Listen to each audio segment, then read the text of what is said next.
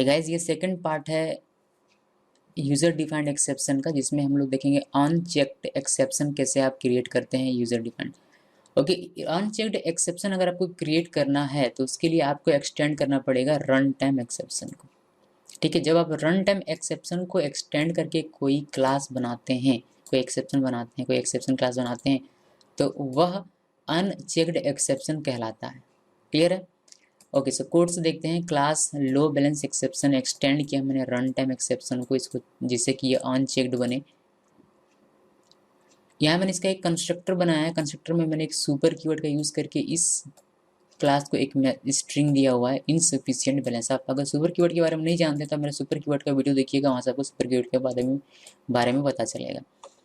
ठीक है, उसके बाद मैंने एक और क्लास क्रिएट किया एक्सेप्शन टेस्ट नाम का। इसमें मैंने एक मेथड बनाया है एटीएम नाम का, जो कि एक पैरामीटर लिए हुए है एम।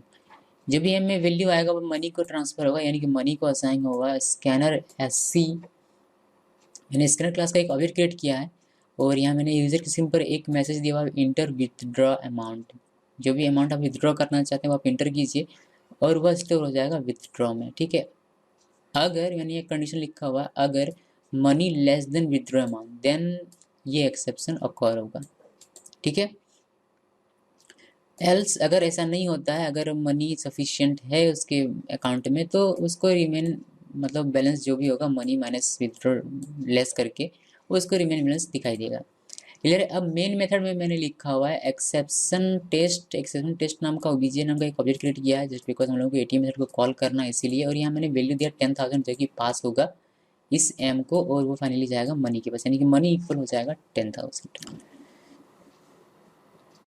ठीक है, देखिए यहाँ एक्सेप्शन बन रहा है, लेकिन कहीं भी आपको कंपाइलर चेक करके नहीं बता रहा है कि आपका ये एक्सेप्शन है, आप इसको ठीक कीजिए, बिकॉज ये आपका अनचेक्ड एक्सेप्शन है जो कि कंपाइलर द्वारा चेक नहीं किया जाता। अगर यही आपका आपने पिछले वीडियो में देखा होगा ध्यान से, तो वहाँ मैंने चेक्ड एक्सेप्शन बनाया था और हम लोगों ने इसको हैंडल नहीं किया था, तो वो एक रेड अंडरलाइन दे रहा था यहाँ भी कि आपने इसको कॉड नहीं किया है, ऐसा करके। ओके, सबको उसको करना पड़ेगा, तो वो था हमारा चेक्ड एक्सेप्शन। अभी अनचेक्ड में ऐसा नहीं हो पा रहा। ठीक है, तो इसको अगर आप रन करते हैं बिना हैंडल किए हुए, चलिए इसको रन करते हैं। ठीक है, रन कर रहा हूँ मैं। यहाँ आप अगर 5,000 देते हैं तो ये रन करता है और रिमेन में सबको 5,000 दिखाई देता है। ठीक है, बहुत अच्छी बात है। लेकिन जब इसको आप 12,000 देंगे तो ये जो JVM है वह ये एक्सेप्शन दिखाएगा कि एक्सेप्शन इन थ्रेड, ये इनसफिशिएंट बैलेंस, ये इनसफिशिएंट बैलेंस आप करा है यहाँ से। ठीक है, अब आप चाहते हैं कि ये चीज़ ना दिखाने के बजाय आप चाहते हैं कि यूज़र को एक प्रॉपर मैसेज मिले कि उसके अकाउंट में इनसफिशिएंट बैलेंस है। ठीक है, तो उसके लिए आपको हैंडल करना पड़ेगा इस एक्सेप्शन को ट्राई और कैच ब्लॉक के थ्रू। तो ट्राई और कैच ब्लॉक का यूज़ करके आप इसको हैंडल करेंगे। ठीक है, आपका एक्सेप्शन यहाँ बन रहा है तो आप यहाँ इसको ट्राई ब्लॉक के अंदर लिखेंगे। ठीक है, ट्राई, ओके, थोड़ा सा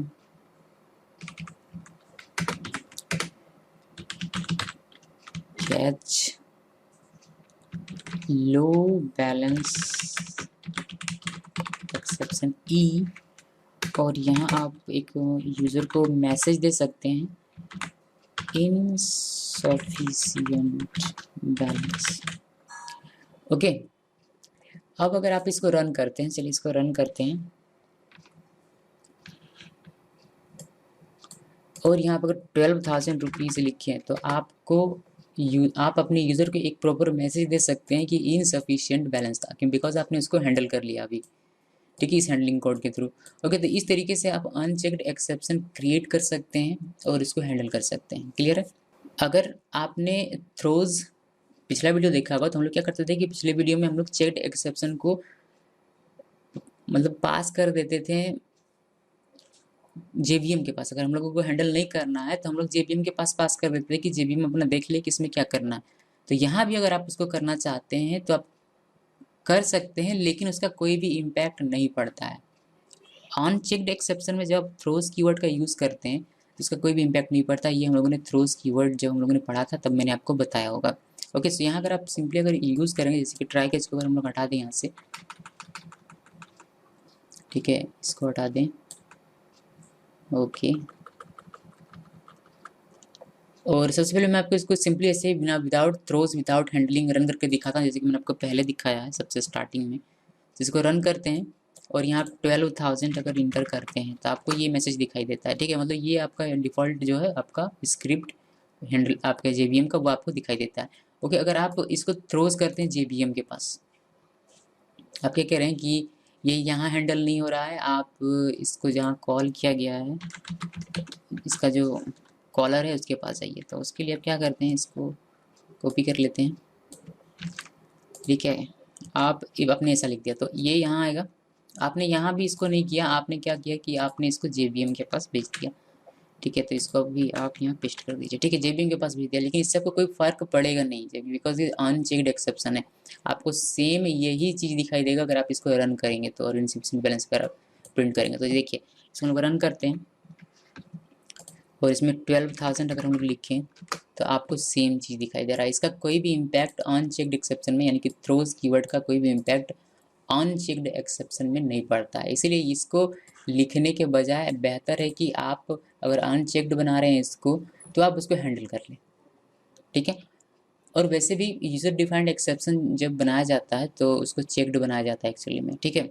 बट नॉलेज के लिए कि आप इसको अनचेक्ड भी बना सकते हैं, मैंने ये ट्यूटोरियल आप लोगों को दिया हुआ है, ठीक है। आपका जिसके कॉन्सेप्ट क्लियर रहना चाहिए। अभी आपने हमेशा चेक्ड एक्सेप्शन बनाया, चेक्ड एक्सेप्शन बनाया, किसी ने आपसे पूछ दिया कि यार यूज़र डिफाइंड अनचेक्ड बनता है, तो आप फिर सोच में पड़ जाएंगे। इसलिए आपको पता होना चाहिए कि चेक्ड और अनचेक्ड दोनों ही टाइप के यूज़र डिफाइंड एक्सेप्शन बनाए जा सकते हैं। ओके, सो आई होप कि आप लोगों का क्लियर होगा ये जो टॉपिक है, बिकॉज ये बस इतना ही है। इसमें और यूज़र डिफाइंड एक्सेप्शन में कुछ भी नहीं है, बस इतना ही दो टॉपिक था, ठीक है।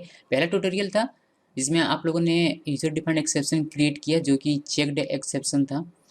इस ट्यूटोरियल में हम लोगों ने यूज़र डिफाइंड एक्सेप्शन क्रिएट किया है जो कि हमारा अनचेक्ड एक्सेप्शन है, और दोनों को ही कैसे हैंडल करना है, कैसे आप उसको JVM के पास भेज सकते हैं, ये सारी चीज़ें हम लोगों ने दोनों ही ट्यूटोरियल में देखा है। Thanks for watching.